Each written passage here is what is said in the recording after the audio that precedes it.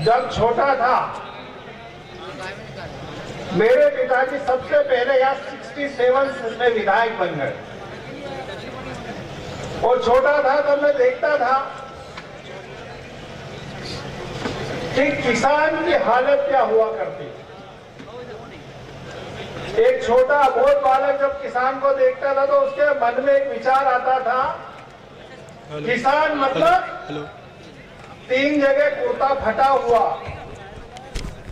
धोती सीधी हुई और प्लास्टिक का जूता 2 या 3 जगह चिपका हुआ, 1 जगह सिला हुआ और फटा छाता उसके कंधे पे टंगा हुआ। ये किसान की मैं हालत देखता था। मैं सोचता था कि बेचारा किसान कितना गरीब और कितना और लाचार। किसान की वो हालत न तो पंडित जवाहरलाल नेहरू को समझ में आई, न लाल बहादुर शास्त्री जी को समझ में आई, न श्रीमती इंदिरा गांधी जी को दिखा, न राजीव गांधी जी को दिखा, न गुजराल जी को दिखा, न मनमोहन सिंह जी को दिखा। उस किसान की हालत अगर किसी को दिखी तो वो थे स्वर्गीय पंडित अटल बिहारी वाजपेयी, जो लाल किले से बैठ के देख रहे थे कि मेरे गांव का किसान कैसा है। उनको दिखा कि जब किसान गांव से किसी बीमार माता पिता बुजुर्ग को हाटले पे 4 लोग लेके दौड़ते घोड़े घोड़े तक, जब कीचड़ होता है और वो दौड़ के जाते हैं अस्पताल पहुंचते थे, वो बुजुर्ग या माता पिता इस दुनिया से चले गए, इलाज के अभाव में चले गए। उनको लाल किले से दिखा कि मेरी बहन बेटी जब डिलीवरी के लिए खाटले पे लेट के अस्पताल तक जाती है, तब तक जच्चा बच्चा इलाज के अभाव से इस दुनिया से चले गए। तब उन्होंने प्रधानमंत्री सड़क दी। गांव-गांव तक अगर आज प्रधानमंत्री सड़क है तो वो पंडित अटल बिहारी वाजपेयी के कारण है। पंडित अटल बिहारी वाजपेयी को दिखा कि जब आषाढ़ी आती है तो किसान के सर पे चिंताओं की रेखा उभर आती। वो सोचता था कि हे भगवान, मैं आषाढ़ी कैसे करूंगा, मेरे पास तो कुछ भी नहीं है। जब वो किसी साहूकार के जाता था, पहले पत्नी से पूछता था कि तेरे पास सोने चांदी का कोई टुकड़ा हो तो दे दे, ताकि मैं सेठ साहूकार को गिरवे रख के कुछ पैसा उधार लाऊं तो आषाढ़ी करूं। हमारे परदादा परदादी दादाजी हमको विरासत पे ले गए कि बेटा 100 रुपए कमाओ तो 50 रुपए अंटी करो। ये हमारी दादी परदादी इनको विरासत में मिला। वो छुपा छुपू के कुछ बचत करती थी तो वो उस किसान के हाथ में दे देती कि जाओ ये सेठ साहूकार को दे दो और कुछ पैसा उधार लेके आओ तो आषाढ़ी करो। जब वो घर से निकलता गरीब किसान तो बच्चा उंगली पकड़ के बोलता, बाबूजी मेरे लिए मिठाई लाना। और जब वो किसान उस सेठ साहूकार के दुकान पे जाता, वो जैसे ही उसकी चढ़ाव पे चढ़ता तो वो सेठ साहूकार बोलता है कहाँ चढ़ रहा है जो तक। वो बेचारा गरीब किसान नीचे होटले पे सुबह से लेकर शाम तक बैठा रहता अपनी बारी का इंतजार करते हुए। जब शाम को वो सेठ अपना धंधा कर लेता तब उसको बोलता ऊपर आ। वो जैसे ही ऊपर आता तो ये डेयरी के बाहर बैठ। कैसे आया? बोले मालिक आषाढ़ी करनी है, उधार दे दो। बोले तेरा पिछला उधार कहाँ चुका? बोले फसल तो आप ही ने ले ली थी मालिक। ला मांगीलाल इसका हिसाब निकाल। हिसाब करता और जोड़ जाड़ के और ब्याज जोड़ देता कि तेरा तो और निकल रहा, तेरे को क्या दे? कुछ लाया तो बोल, जब वो किसान अपनी पत्नी के द्वारा दिए सोना चांदी का टुकड़ा उस सेठ को देता है, तो ये तो हो गया ब्याज में जमा, अब क्या? बड़ा गिड़गिड़ाता, रोता, बच्चों की दुहाई देता। अगर वो किसान 5,000 रुपए मांगता उस सेठ से, तो वो सेठ 3,000 2,500 रुपए उसको ऐसे देता है जैसे भीख दे रहा हो, और वो भगवान को माथे से लगाता उस पैसे को और भगवान को दुआएं देता किसान कि सेठ को आपने कल दे दी, हमारे पैसा दे दिया, आषाढ़ी हो जाएगी, मेरे बाल बच्चों को खाने को मिल जाएगा। ये दिखता था पंडित अटल बिहारी वाजपेयी को लाल किले से, और उन्होंने बोला कि हे अन्नदाता, मैं तुझे क्रेडिट कार्ड देता हूँ, केसीसी देता हूँ, तू बैंक में जा, पैसे निकाल, आषाढ़ी कर, पैसे निकाल, अपनी बेटी की शादी कर, पैसे निकाल, अपना फूटा टूटा मकान रिपेयर कर, और अगली फसल में तो पैसे बैंक में जमा कर देना। अगर किसी ने किसान को स्वतंत्रता करवाई थी या किसान के बारे में सच्ची में सोचा था, तो वो थे पंडित अटल बिहारी वाजपेयी, जिनको लाल किले से दिख रहा था ये सब। ये बात करते हैं कांग्रेसी कि गरीबी मिटाएंगे, गरीबी मिटाएंगे। इन नालायकों ने तो गरीबी को ही मिटा दिया। पंचवर्षीय योजना लाते थे, पंचवर्षीय योजना, गांव का विकास नहीं होता था, किसानों का विकास नहीं होता था, इनके नेताओं का विकास हुआ है। और 10 साल मनमोहन सिंह की सरकार को भी आपने देखा, प्रधानमंत्री अटल बिहारी वाजपेयी की सब योजनाओं को उन्होंने बंद करा। वो तो भला हो नरेंद्र मोदी का, जिसने वापस प्रधानमंत्री सड़क योजना चालू करी, किसान बिल लाए, किसान सम्मान निधि दी, किसानों का अगर सम्मान देने का काम किया तो नरेंद्र मोदी ने दिया।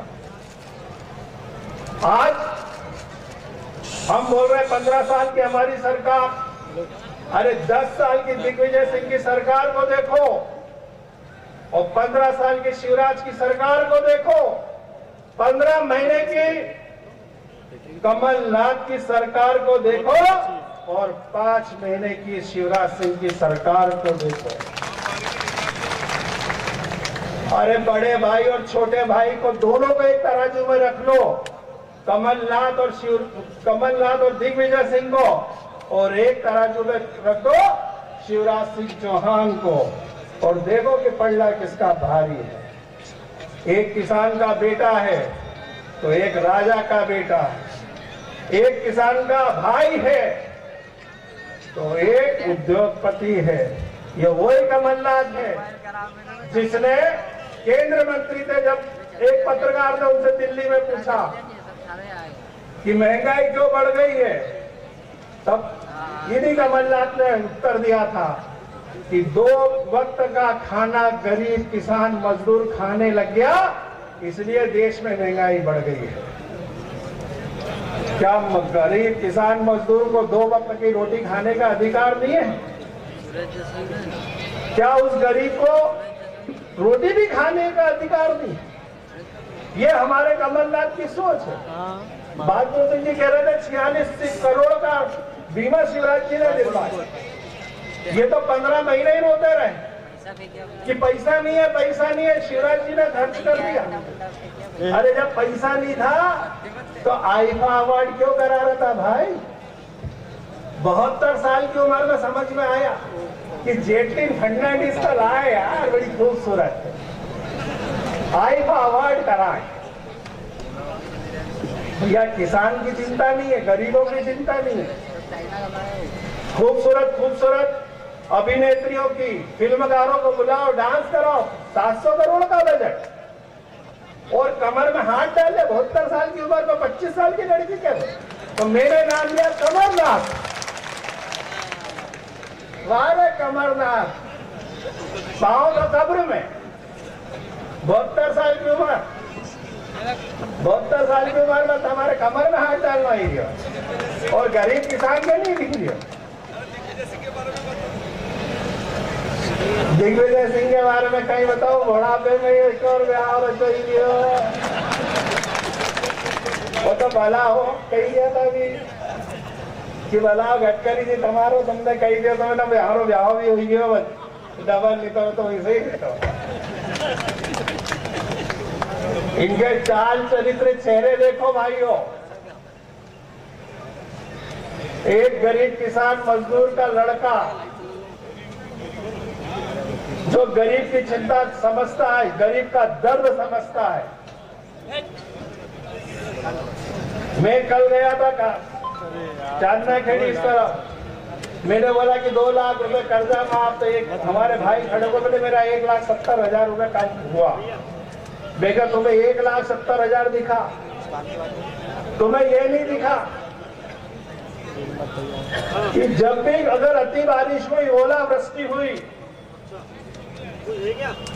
तो बैंक में मुआवजा आया, बीमा आया, राहत राशि आई। अगर आप जोड़ लो तो 15 महीने में आप जोड़ लेना, जो बड़े किसान है या छोटे किसान है, 15 महीने में बड़े किसान को कम से कम 10 से 15 लाख रुपए बैंक में आता और छोटे किसान को कम से कम 4 से 5 लाख रुपया बैंक में आता। जब मैं तराना का विधायक हुआ करता था तो मैं देखता था कि बैंकों में लाइन लगी हुई है, लोग बैठे हुए और मेरे को बोलते थे अच्छा फिरोजिया जी कम घूमी रहा, हम सारा गरीब धूप में। मैं दादा क्यों आया? अरे कहीं नहीं, और एक में पैसा आया इसलिए आया। तो काय का पैसा आया? क्या बुजुर्ग बैठे उनको दिखता नहीं है पढ़ाई में? बेटा लाला बेटा देखता या शिवराज ने कितना डाली हो, और 15 महीने बाद समझ में आई। 15 महीने पहले तो बोलते थे 2 लाख आया आलू का, बीमा आ गया 3 लाख, और 15 महीने के अंदर में जैसे ही रिंगटोन बजती मैसेज की तो डर के दिल धड़ धड़ धड़, ए दाना देखता कि बैंक की कुड़की तो नहीं आएगी। सही कह रहे हो कि गलत? ये हाल थी किसान की। अगर मैं तुलना करूं तो का शिवराज मूछ का बाल और का कमलनाथ पूछ का बाल।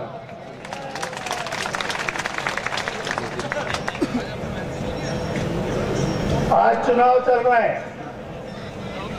मैं जब तराना में विधायक था, जब चुनाव में लड़ रहा था, उसके पहले मैं गांव का मैं मेरे तराना के भी नेता आके बैठे पीछे, लक्ष्मण सिंह बड़ा लड़ा था बैठे, मैं कहानी सुनाता था।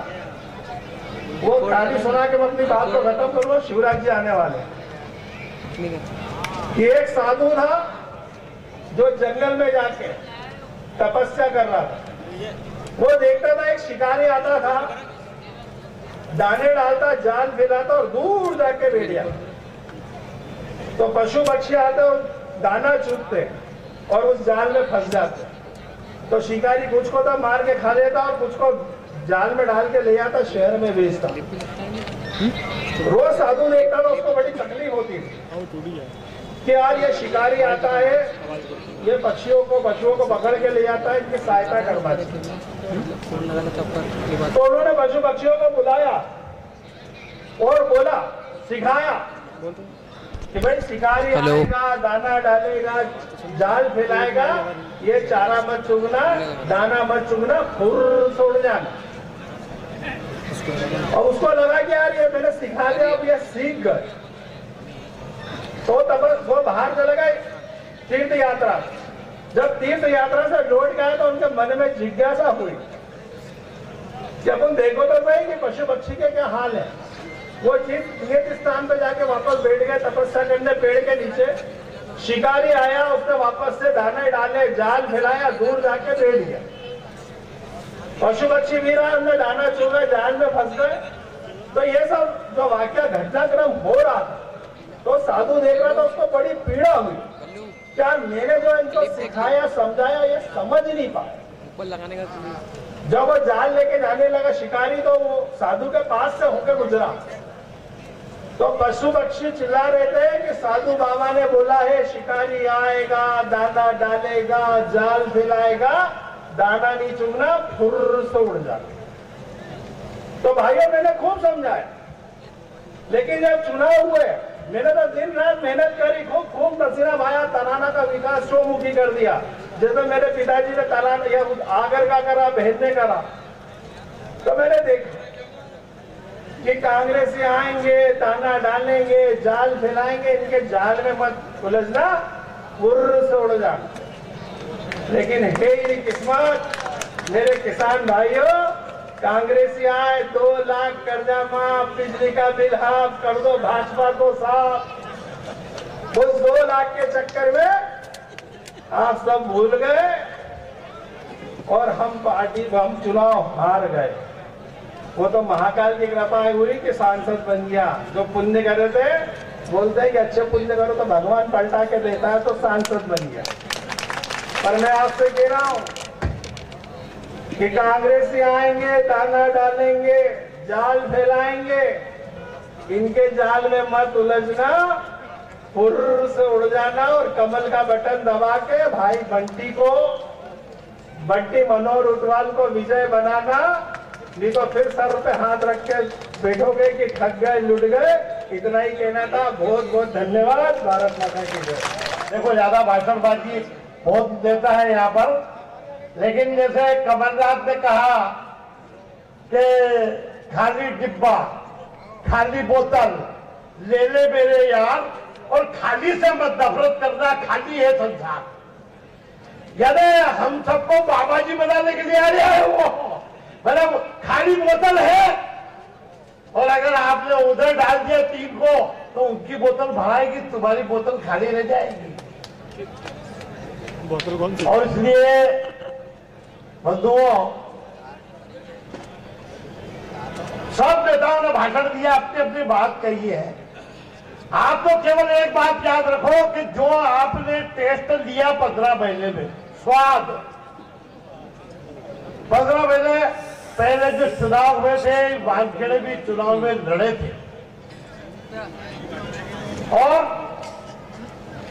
मनोहर जी से वो चुनाव हारे थे।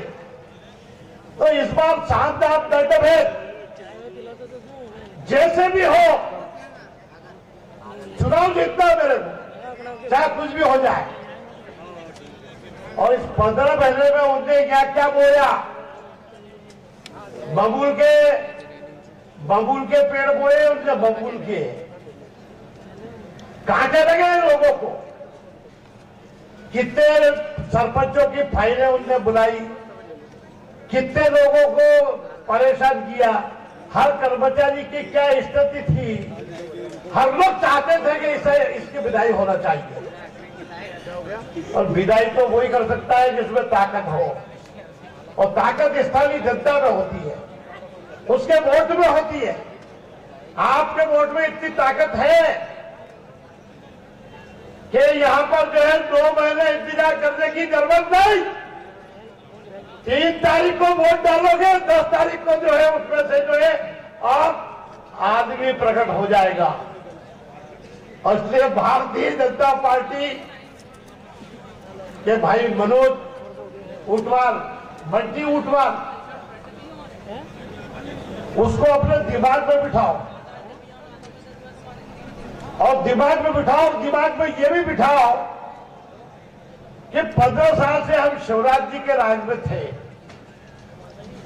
बच्चा पैदा होने से लेकर के मरने तक की व्यवस्था जो आदमी कर रहा है, बच्चा पैदा होता है तो डिलीवरी की चिंता शिवराज जी करे, बड़ा हो जाए तो उसकी पढ़ाई लिखाई की व्यवस्था वो करे, कपड़े लत्ते वो लाए, साइकिल वो दे, हर प्रकार की खाने की भोजन की व्यवस्था वो करे, और बड़ा हो जाए तो शादी की चिंता भी वो करे, और मर जाए तो कफन की व्यवस्था भी वो करे। क्या चाहते हो भैया? और अच्छो मुख्यमंत्री कोई मिले कहीं?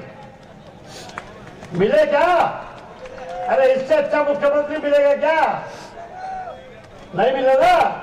तो पूरी ताकत से हमारे सोचने में रावण आज बनी लियो, आगर में काल बनी लियो, नरखड़ा में भी काल बनेगा, लेकिन असली रावण 3 तारीख को मरेगा। 3 तारीख को आपके वोट से मरेगा वो। और इसलिए पूरी ताकत से, क्यों? अब रावण की संख्या बढ़ गई है, कदम कदम पे रावण। और कदम कदम पे लंका, किस रावण को मारो, किस लंका को आग लगाओ, अरे जो रावण दिखे उससे मारो और राम राज्य लाओ, ये निवेदन है। बहुत बहुत धन्यवाद। भारत माता की, भारत माता की। मंच पर उपस्थित हमारे मध्य प्रदेश के आदरणीय मुख्यमंत्री जी, मेरे पिता तुल्य आदरणीय शिवराज सिंह जी चौहान साहब के चरणों में नमन करता हूं। मंच पर उपस्थित सम्मानीय सभी अतिथियों के चरणों में नमन करता हूं और यहाँ देवतुल्य सभी कार्यकर्ता बंधुओं, आपको हाथ जोड़कर प्रणाम करता हूं, आपके चरणों में नमन करता हूं। हमने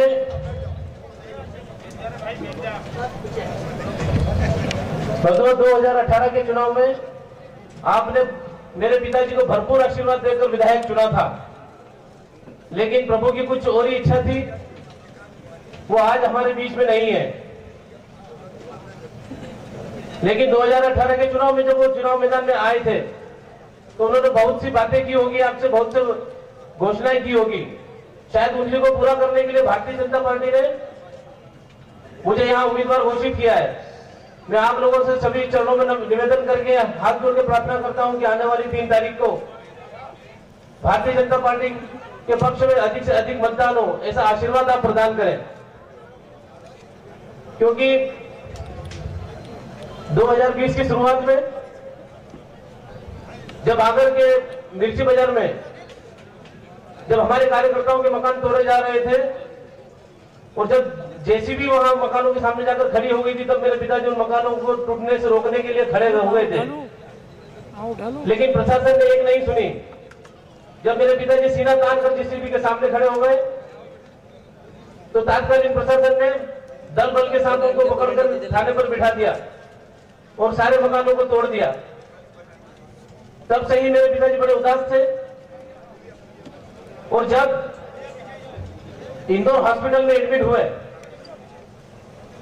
बंधुओं, मैंने रात को 12:30 बजे माननीय मुख्यमंत्री जी को फोन लगाया था कि भाई साहब मेरे पिताजी की बहुत स्वास्थ्य खराब है और उनके सिर में कोई प्रॉब्लम बता रहे हैं। तब उनके सिक्योरिटी गार्ड ने कहा था कि रात बहुत हो गई है, सुबह बात होगी। लेकिन कुछ ही देर में रात को 1 बजे के आसपास माननीय मुख्यमंत्री जी का फोन आता है और पूछते हैं कि बेटा क्या हुआ। मैंने बताया कि भाई साहब ऐसी दिक्कत और इंदौर हॉस्पिटल में एडमिट है। सुबह 6 बजे इंदौर के सारे डॉक्टर उनको संभालने में लग गए और उनका प्रॉपर इलाज शुरू हो गया। और केवल उसी दिन नहीं, उसके बाद 6 जनवरी से लेकर 30 जनवरी तक आदरणीय मुख्यमंत्री जी मेरे परिवार के साथ पिता की तरह साये जैसे साथ रहे और दिल्ली हॉस्पिटल से लेके इंदौर से लेके दिल्ली तक हर समय मेरे पिताजी का ध्यान करते रहे, उनसे बातचीत करते रहे कि कैसे बंटी, क्या हालचाल है, कैसे है, पिताजी ने आंख खोली कि नहीं, उनसे बात हुई कि नहीं। लेकिन 30 जनवरी का वो दिन, उस दुख की घड़ी में आपने वास्तव में पिता की तरह मुझे सिरे लगाकर हिम्मत बढ़ाई कि परिवार अब तुम्हें संभालना है। मैंने तो श्री कृष्ण और सुदामा की सिर्फ कहानी ही सुनी थी, लेकिन वास्तव में मित्रता क्या होती है मैं आदरणीय मुख्यमंत्री जी को देखकर समझ रहा हूं। जब ही नहीं, उसके अलावा भी मेरे पिताजी के जाने के बाद भी पिता की कमी तो मेरी कोई पूरी नहीं कर सकता, लेकिन आपने जो पिता करता है उससे 10 गुना ज्यादा मेरे लिए किया है। मैं सदैव आप लोगों का ऋणी रहूंगा।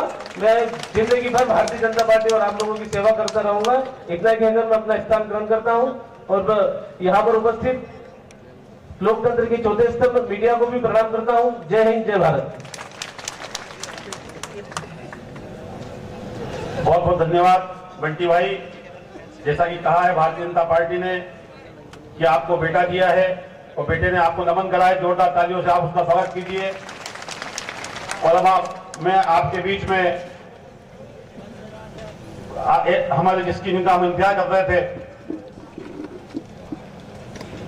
अब मैं आपके बीच में एक ऐसे साथी को भारतीय जनता पार्टी के आगे विधानसभा में जो हमारा साथ दे रहे हैं, खन्ने से खंदा मिलाकर, जिनके बारे में 2 लाइन में कह के उन्हें आमंत्रित करना चाहता हूं कि पूरी धरा भी साथ दे तो और बात है, पर तू जरा भी साथ दे तो और बात है।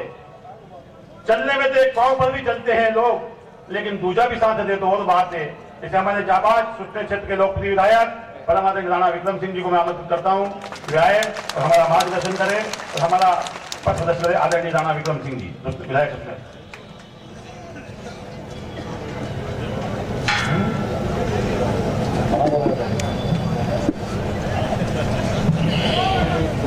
हेलो, मध्य प्रदेश शासन के यशस्वी मुख्यमंत्री, हम सबके जननायक परम श्रद्धेय परम आदरणीय शिवराज सिंह चौहान साहब, मध्य प्रदेश शासन के उच्च शिक्षा मंत्री परम आदरणीय मोहन यादव जी, उज्जैन संसदीय क्षेत्र के लोकप्रिय सांसद आदरणीय अनिल फिरोजय जी, भारतीय जनता पार्टी के आगर के जिला अध्यक्ष आदरणीय गोविंद सिंह जी, यहाँ के प्रभारी आदरणीय जगदीश अग्रवाल जी, आदरणीय अंबाराम जी, मंच पे विराजे सभी माननीय सम्मानीय जनप्रतिनिधिगण, माननीय पूर्व विधायकगण, सामने विराजे मेरे अन्नदाता किसान भाइयों, मातृशक्ति माता बहनों, सिर्फ 1 मिनट का समय मिला है मेरे को। माननीय मुख्यमंत्री जी, मैं अंबाराम जी, कल तो माननीय सांसद उज्जैन भी शामिल हुए थे, 5-6 रोज से लगातार आगर विधानसभा गाँव में जनसंपर्क कर रहे हैं और लगता है लोगों ने संकल्प ले लिया है भारतीय जनता पार्टी को जिताने का। और मैं भी आपसे निवेदन कर रहा हूँ, सरकार भारतीय जनता पार्टी की है और 3 साल भी रहेगी। मैं आपसे यही निवेदन करूँगा, क्षेत्र का विकास करना है, जिले का विकास करना है तो भारतीय जनता पार्टी समर्थन उम्मीदवार भाई मनोज कोटवाल को भारी मतों से जिताएं। मैं माननीय मुख्यमंत्री जी का ध्यान आकर्षित करूंगा, कल हमारे भ्रमण के दौरान धानी खेड़ी की नहर की पुलिया ध्वस्त हो गई है, उससे लगभग 27 गाँव की किसान सिंचाई नहीं कर पाएंगे उस नहर से। मेरा आपसे निवेदन है कि माननीय अंबाराम जी ने बात भी की है और चुनाव आयोग से भी निवेदन किया है कि ये बहुत आवश्यक है, अगर ये पुलिया दुरुस्त नहीं हुई तो किसान सिंचाई नहीं कर पाएंगे। आपसे निवेदन है कि इस पुलिया की अनुमति दिलवा दें। बहुत बहुत धन्यवाद। जय हिंद, जय हिंद। बहुत बहुत धन्यवाद आदरणीय राणा साहब। अब मैं इंतजार की घड़ियां समाप्त करते हुए 2 लाइनों के साथ आदरणीय शिवराज सिंह जी चौहान को आमंत्रित करता हूं कि पतवारों से जो टकराए उसे तूफान कहते हैं, पतवारों से जो टकराए उसे तूफान कहते हैं और चट्टानों से जो टकराए उसे शिवराज सिंह चौहान कहते हैं। भारत माता की आंधी नहीं तूफान है। आदरणीय माननीय मुख्यमंत्री जी।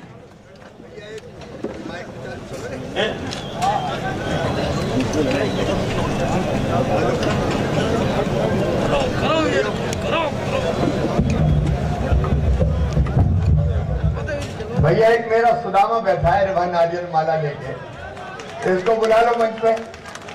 आजा जल्दी लो, जल्दी। अरे हिलाओ मत यार। कूदिया कूदिया, आजान दो जल्दी, आजान दो, आजान दो, आजान। भाई जल्दी आए, जल्दी बेटा, टाइम नहीं है। मैं लाइन करके रख दे। आजा मेरे सुदामा, जल्दी आ, जल्दी।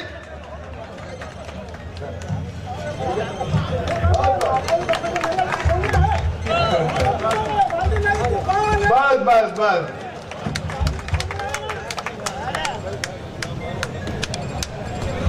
अरे इसी जनता के प्यार पे तो जिंदगी ने उछावर यार, बाकी क्या धरा है। बोले भारत माता की, बगलामुखी मैया की। मंच पर विराजमान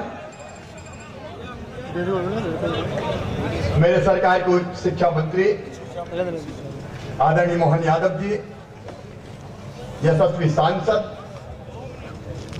भाई अनिल फिरोजिया जी,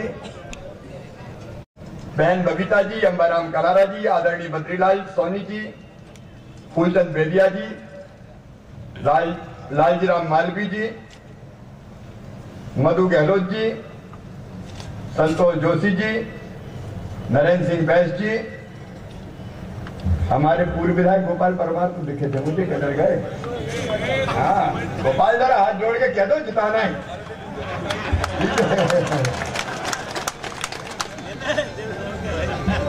मेरे सभी मंच पर विराजमान साथी नेता पदाधिकारीगण, बहनों सहित उपस्थित बहनों, भाइयों, भांजे भांजियों, दोनों हाथ जोड़ के आपको प्रणाम करता हूं। आप सबको नमस्कार करता हूं। अभी राणा विक्रम सिंह जी कह रहे थे एक पुलिया टूट गई, उससे नहर का पानी नहीं जा रहा उस पर। आप कांग्रेस की मानसिकता देखिए, जैसे ही हमारे कार्यकर्ताओं ने खबर की, तड़प गए हमारे कार्यकर्ता कि नहर का काम, पुलिया टूट गई, चालू करवाओ, 27 गांव में पानी नहीं जाएगा। हमने काम शुरू करने के आदेश दिए, काम शुरू हो रहा था, कांग्रेस ने चुनाव आयोग में शिकायत कर दी कि यह आचार संहिता का उल्लंघन है, पुलिया का काम रुकना चाहिए। अब आज मैं आपसे पूछना चाहता हूं, और इसका चुनाव से क्या लेने देना? कोई नया काम शुरू करते तो बात होती, पुरानी पुलिया टूटी है, उस पुलिया का काम रुकवाने की घटिया राजनीति मत करो कांग्रेस के मित्रों। ये घटिया राजनीति है, विकास के काम रोकना और जनता की सुविधाओं को रोकना। और इसके पहले भी यहां गजब ढाया, जब कांग्रेस की सरकार थी, यहां के हारे हुए कांग्रेस के प्रत्याशी ने जब दूल्हा बने हुए हैं, क्या क्या नहीं किया रे। इसको हटा दो, उसको मिटा दो, इसको गिरा दो। मधु गहलोत का तो तोड़ा तोड़ा मकान, अरे और तो और आर्य समाज का मंदिर भी यहां से तोड़वा दिया। अब ये कोई राजनीति होती है? ये तोड़फोड़ की मानसिकता। कई लोगों को तबाह और बर्बाद करने का काम क्या सरकार इसलिए होती है? सरकार होती सेवा के लिए। हम विकास का काम करके जनता की सेवा करते हैं, लेकिन आजकल कमलनाथ जी यही नहीं है मानसिकता। वहीं से पूरे प्रदेश में कांग्रेस की सरकार आई तो मिटा दो, इसको निपटा दो, उसका घर तोड़ दो, उसकी दुकान तोड़ दो, इसको जेल भेज दो। आतंक और अन्याय का राज कायम कर दिया था। आपको याद होगा मेरे बहनों और भाइयों, दशहरा आज भी और कल भी है, विजयादशमी का पावन पर्व है। हेलो, मैं आप सबको दशहरे की और नवरात्रि की शुभकामनाएं देता हूं, और मैया से और भगवान राम से यही प्रार्थना करता हूं कि सुख समृद्धि और रिद्धि सिद्धि कानड़ और आगर की जनता की जिंदगी में आए। मैया ऐसी कृपा करना कि इस जनता के पांव में कांटा ना कर पाए, उसके लिए हम हर संभव प्रयास करेंगे। लेकिन कांग्रेस ने क्या किया? आपको पता है, जब रावण का राज था, लंका के राजा रावण, उनके जितने भी मारीच, सुबाहु, ताड़का अच्छे काम को होने नहीं देते थे, विघ्न पैदा करते थे। यज्ञ होए भंग कर दो, ऋषियों को ही मारो, आग लगा दो, और ऋषियों को खा खा के उनके हड्डियों के ढेर लगा दिए थे। भगवान राम गए, एक पहाड़ उनको दिखा, उन्होंने कहा ये क्या है? गुरु ने जवाब दिया कि हड्डियों का ढेर है। तो राक्षसों ने ऋषियों की, महर्षियों की खा खा के हड्डियों का ढेर लगा दिया। और तब भगवान राम ने कहा था, निश्चरहीन करहूं मही, भुज उठाए तृणहीन। और तब तय कर दिया था कि दैत्यों को छोड़े जरी, राक्षसों को छोड़ेंगे नहीं। 1.25 साल में कांग्रेस ने यही किया, चारों तरफ जनता के साथ अत्याचार, अन्याय, विकास के काम ठप, और भ्रष्टाचार का तो ऐसा तांडव था कि वल्लभ भवन को दलालों की मंडी बना दिया था। कमलनाथ जी, आपने दलालों की मंडी, और ये आपकी सरकार की। अब हम फिर विकास के काम चालू कर रहे हैं। अरे तुमने नहीं किया तो हमें तो करने दो। पुलिया नहीं बन जाए, नहीं वोट घट जाएंगे, पानी नहीं मिलेगा तो जनता मामा को गाली देगी कि पानी नहीं है, इसकी मत बनने दो। अरे मानसिकता है। आज का कमलनाथ जी कहते हैं शिवराज सिंह चौहान तो नारियल, पहले कहते थे नारियल लेके चलता, अब तो कह रहे नारियल का ट्रक लेके चलता है। अरे भैया तुमने विकास के काम किए नहीं ढेला भर के। हम विकास के काम कर रहे हैं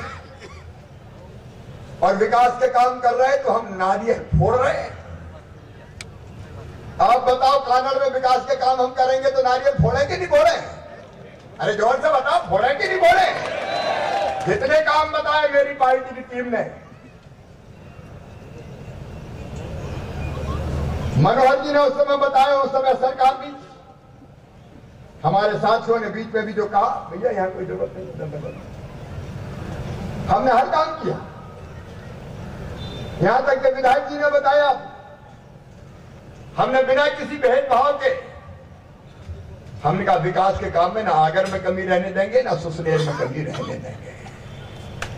अब मैं विकास की घोषणाएं करता हूं तो उनको तकलीफ होती है कि नारियल का ट्रक लेके चलता है। सुन लो कमलनाथ जी, मैं तो ट्रक लेके ही चलूंगा रे, मैं इतने काम करूंगा कि ट्रक भर नारियल आगर में ही फोड़ देंगे। आगर में किया किसने काम, कोई बता दे। जिले से लेके आगर में अगर सुनाऊंगा तो रात हो जाएगी। जितने विकास के काम किए, आगर हो चाहे कानड़ हो चाहे बड़ौद हो चाहे बीजा नगरी हो, अगर किसी ने किया है तो भारतीय जनता पार्टी ने किया है और करेंगे, चिंता मत करना। अभी तो मुझे आए हुए 6 महीने हुए और वो भी कोरोना काल संकट में आया। पैसा देना बहुत कम है, समझ लेना, लेकिन रोऊंगा नहीं। मैं आपको विश्वास दिलाता हूं मनोज, जितने विकास के काम बताओगे मामा कोई कसर नहीं छोड़ेगा, कोई कसर नहीं छोड़ेगा। अब भैया विकास करेंगे तो हमको नारियल फोड़ेंगे। तुम्हारी किस्मत फूटी थी तो विकास ही नहीं किया तो नारियल कहां से फोड़ दे रहे? हमने तो कहा था 5 साल करो, सभी साल में चले गए। अरे वही जाओ बताओ हम क्या करें? कांग्रेस के विधायक वहां घबरा रहे, कह रहे विकास ही नहीं हुआ, 1.25 साल में मर गए बेचारे चिल्ला चिल्ला के। अब तुमने नहीं किया तो हमारे संग आ गए सब। आज एक और आ गया, मैंने बहुत मना किया भैया तुम सोच समझ ले, नहीं बोले हम तो भाजपा ही में आओ। अरे मिनट का विधायक की चली जाएगी, बोले जाए तो जाए, हमें तो भाजपा के संग आना, हमको जो विकास ही नहीं होता। अब तुम्हारी सेना में भगदड़ मची है, बानर भालू रीछ सब जुड़े चले आ रहे हैं, तो हम क्या करें भैया? रामादल चला जा रहा है यार, अब हमें गाली दे रहे हैं। बिकाऊ टिकाऊ। मेरे बहनों और भाइयों, मध्य प्रदेश की जनता और विधायकों को कोई नहीं खरीद सकता, कोई नहीं खरीद सकता। ये केवल आरोप लगाने का काम करते हैं। पार्टी तुम्हारी तुमसे संभल नहीं रही। अरे बताओ कांग्रेस में बचा क्या? अध्यक्ष कौन है कांग्रेस के? कमलनाथ। मुख्यमंत्री कौन बनेंगे? कमलनाथ। नेता प्रतिपक्ष कौन बनेंगे? कमलनाथ। युवाओं के नेता कौन है? नकुलनाथ। और बाकी कांग्रेस हो गई अनाथ। क्या करेंगे कांग्रेस? बताओ। अरे ये दिल्ली वाली कांग्रेस नहीं है ना भैया। जब बहन इमरती देवी के खिलाफ टिप्पणी की कमलनाथ जी ने, मेरी बहनों बताने ऐसी टिप्पणी शोभा देती है क्या? 74 साल की उम्र में एक मंत्री बहन को कोई अमर्याद टिप्पणी करे, कोई आप झूठ भैया नेता देगा और बाद में करे मैंने अपमान नहीं किया, मैं भी आइटम हूं, तुम भी आइटम हूं। अब ये सफाई जाएगा, ये सफाई किसके गले उतरेगी? उनकी पार्टी के नेता ने कहा, राहुल गांधी जी ने, कि दुर्भाग्यपूर्ण है, मैं माफी मांगता हूं, कमलनाथ ने गलत किया। पत्रकार उनका कमलनाथ से पूछा, बोले मैं माफी नहीं मांगूंगा, राहुल गांधी को किसी ने समझा दिया।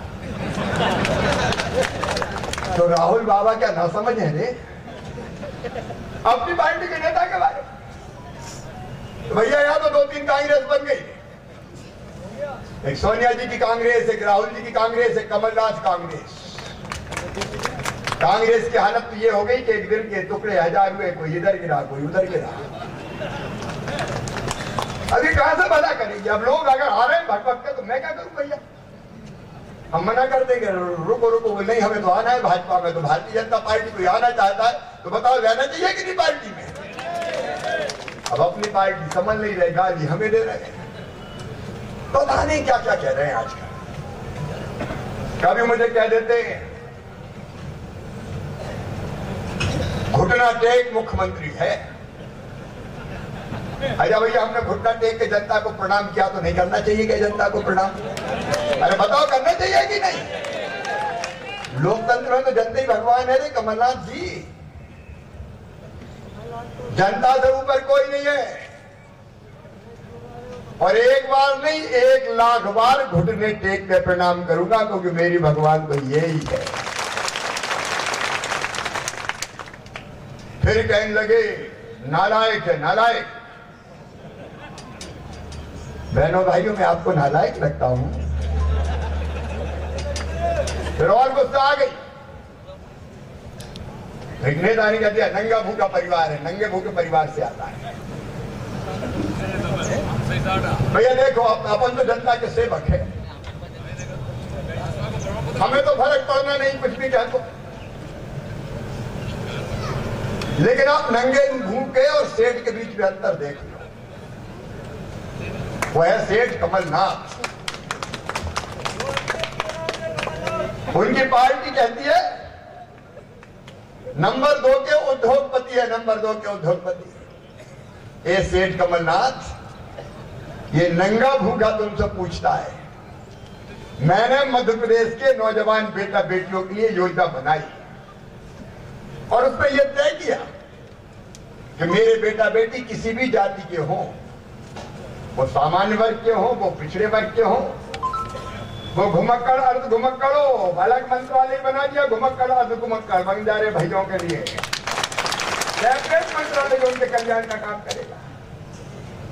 SC/ST का अगर पढ़ाई में अच्छा है और आमदनी 8 लाख रुपया से कम है, तो medical engineering college IIT IIM की फीस भी उनके मम्मी पापा नहीं भरवाएंगे, उनका मामा शिवराज सिंह चौहान भरवाएगा। बताओ ये होना चाहिए कि नहीं? लेकिन सेठ कमलनाथ ने योजना बंद कर दी। अब मामा फिर चालू करेगा, अरे भांजे भांजे चिंता मत करना, निर्देश हो गए। नंगे भूखे ने भांजे भांजों की योजना चालू। सेठ जी ने कहा 4000 रुपए बेरोजगारी भत्ता देंगे, देना नहीं दिया।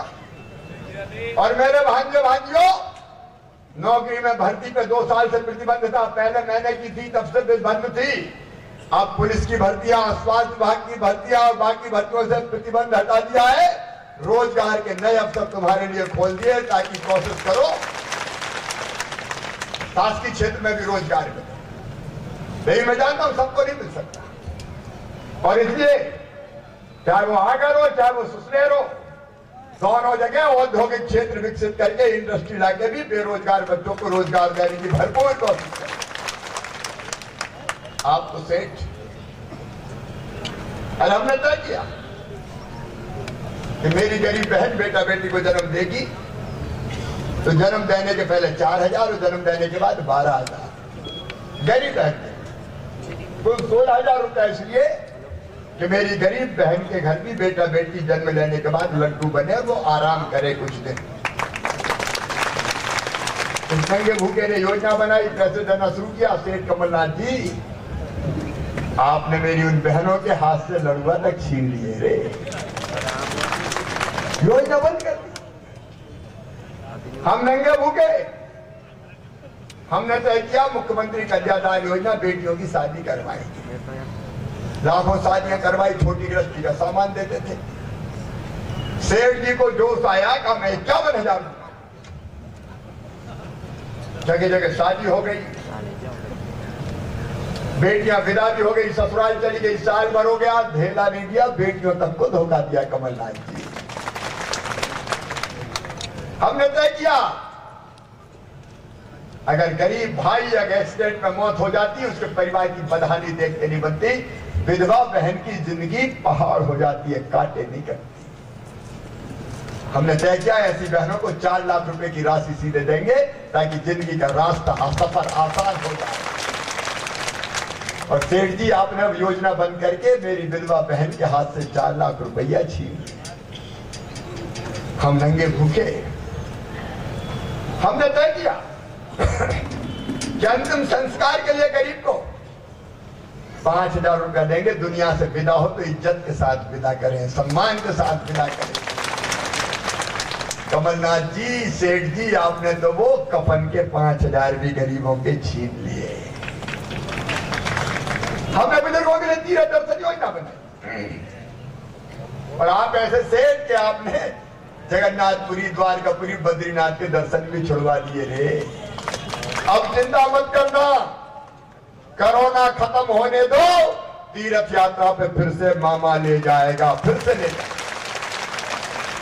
मैं कितनी योजनाएं देना हमने शुरू की, इन्हें बंद कर दी। जन कल्याणकारी योजना बंद कर, किसानों को धोखा दिया। मैं आज भी कानड़ में दोहरा रहा हूं, पिछली बार फसल बीमा योजना की खामी थी तो उनके कारण थी, लेकिन फिर भी मैंने निर्देश दिए जिनको बीमा नहीं मिला उनकी जांच करके यथासंभव कोशिश करूंगा उनको न्याय दूं, किसानों का घाटा ना होने दूं, मैं कोई कसर नहीं छोड़ूंगा। और इस साल जितना नुकसान हुआ है चिंता मत करना, सोयाबीन की फसल में नुकसान हुआ है, सर्वे करवा लिया है, 4,000 करोड़ रुपया आया कि बांटना है, 4,000 करोड़ बांटूंगा किसान भाइयों, बिल्कुल चिंता मत। कर्जा माफी में कमी के कारण धोखा था वो, 2 लाख सुपर वालों के 1 पैसा नहीं हुआ, चालू खाते वालों का नहीं हुआ, डिफाल्टर हो गए, कई के प्रमाण पत्र बटे हैं, पैसे नहीं आया, उसमें नहीं जा रहा, ज्यादा समय नहीं है मेरे पास। लेकिन जिनके कारण, उनकी कर्जा माफी के कारण जिनके सर पे ब्याज का कर्जा चुक गया है, चढ़ गया है, चिंता मत करना, वो ब्याज की गठिया भी मामा उतारेगा, मामा उतारेगा किसान भाई। तुमने क्या दे दिया किसानों को? मुख्यमंत्री बन के मैं बेचैन था कि किसानों के लिए और कुछ करना चाहिए, कोई नई योजना बना शिवराज, और इसका फायदा सबको मिले। तो मेरे दिमाग में आया कि 6,000 प्रधानमंत्री जी दे ही रहे 3 किस्तों में, कड़की थी, कोरोना की, ज्यादा पैसा नहीं था, ये बात सही है, लेकिन मैंने कहा हिम्मत करके कुछ तो डाले तू यार। तो 6,000 में 4,000 और जोड़ दिए, 10,000 रुपया हर साल, अब हर साल गरीब से गरीब किसान को मिलेगा, 1 एकड़ आधा एकड़ का किसान उसको भी मिलेगा। अब ये 5 बार मिलेगा, 3 बार 2,000 मोदी जी का आएगा, 2 बार 2,000 मामा का आएगा। तो बताओ कड़की में काम चल जाएगा कि नहीं चल जाएगा? और सुनना रे भैया, ये तो शुरुआत है रे, थोड़ा वक्त खजाना कड़कड़ाने दो, ये तो ट्रेलर है, पिक्चर अभी बाकी है रे। मेरा दिल तो किसानों के लिए धड़कता है, गरीबों के लिए धड़कता है, मौका मिलते ही कसर थोड़ी छोड़ूंगा। गरीबों में सबको राशन मिले इसकी चिंता की। 37 लाख नए नाम जोड़ दिए 1 रुपया किलो गेहूं चावल की सूची में। और कोई रह गए हो तो चिंता मत करना, गरीब की थाली कभी खाली नहीं रहने दूंगा, कोई भूखा नहीं सोएगा। कमलनाथ नहीं, अब शिवराज कराए, भारतीय जनता पार्टी कराए, विकास के लिए, जनता के कल्याण के लिए। ये भारतीय जनता पार्टी की सरकार है। इसी कारण में मुझे कहा था सीमेंट कंक्रीट के लिए 2.5 करोड़ रुपया चाहिए, 2 करोड़ नाला निर्माण के लिए हमने दे दिए। अब ये तो शुरुआत है भैया, सगुन के हैं, कानड़ वालों चिंता मत करना। विकास भी, जनता का कल्याण भी। कोरोना महामारी में परेशान है, मौके मसूका बंधे,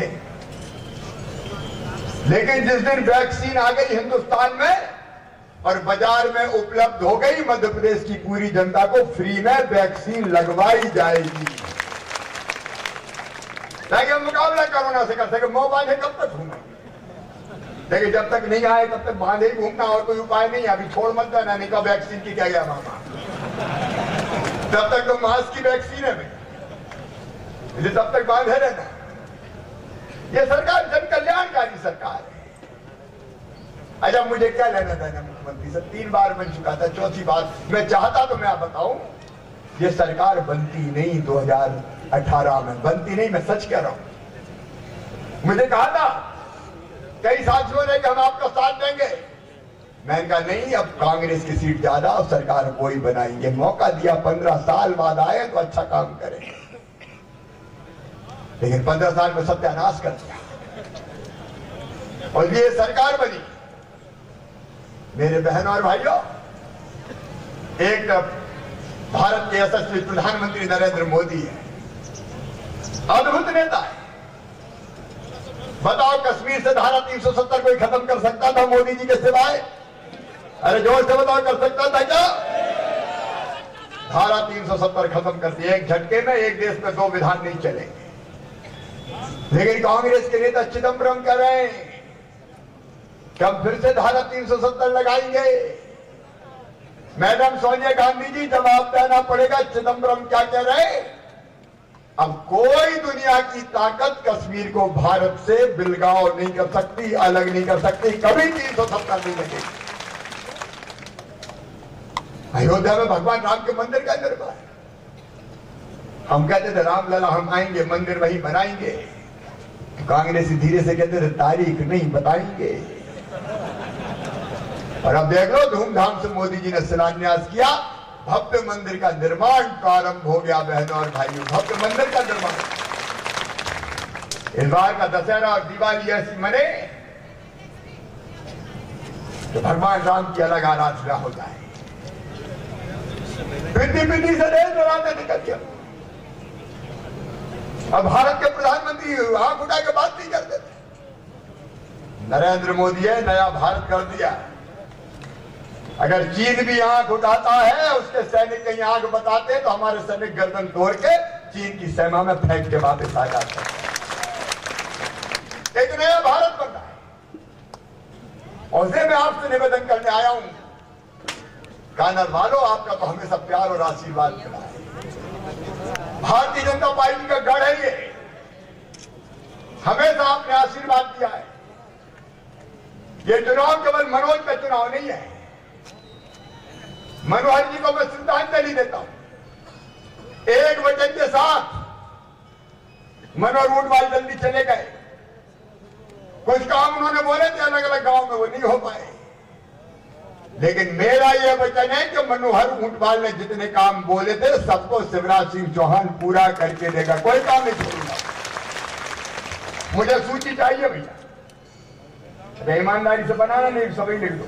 जो उन्होंने कहा है वो करेंगे हम जरूर। और इसलिए बाद में और इसलिए जो उनके अधूरे काम है वो मैं पूरे करूंगा। और उसके अलावा विकास के जितने काम ये भारतीय जनता पार्टी का नेतृत्व और मनोज ऊंटवाल जो आपके सेवक के रूप में काम करेगा, आपके दास के रूप में काम करेगा।